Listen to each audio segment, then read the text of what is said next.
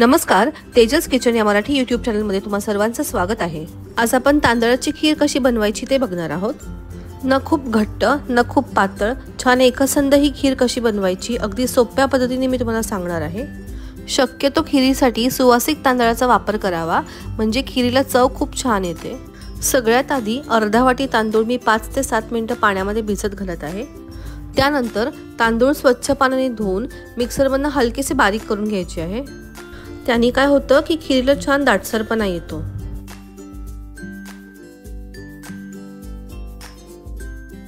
हे बघा, हे तांदूळ मी असे बारीक करून घेतले आहे। अगदी तांदळाची पेस्ट होऊ द्यायची नाहीये। एका कढईमध्ये अर्धा चमचा तूप घालून सुकामेवा आधी भाजून घ्यायचा आहे। अगदी मंद आचेवर हा सुकामेवा छान भाजून झाला की त्यामध्ये आपण घालणार आहोत अर्धा लिटर दूध। इथे मी दूध साईसकट घेतलेलं आहे।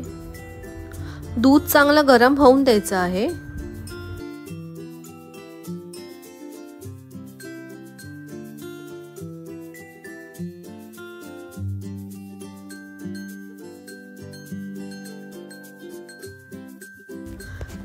आता दूध चांगलं गरम झालं की हे जे तांदूळ आपण बारीक करून घेतले आहे ते घालणार आहोत।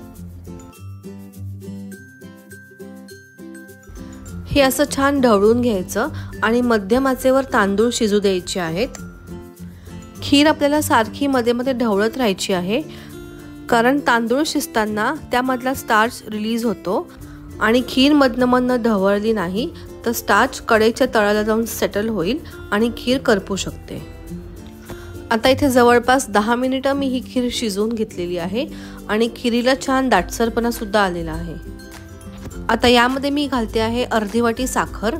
साखरेचं प्रमाण तुम्ही चवीनुसार कमी जास्त करू शकता।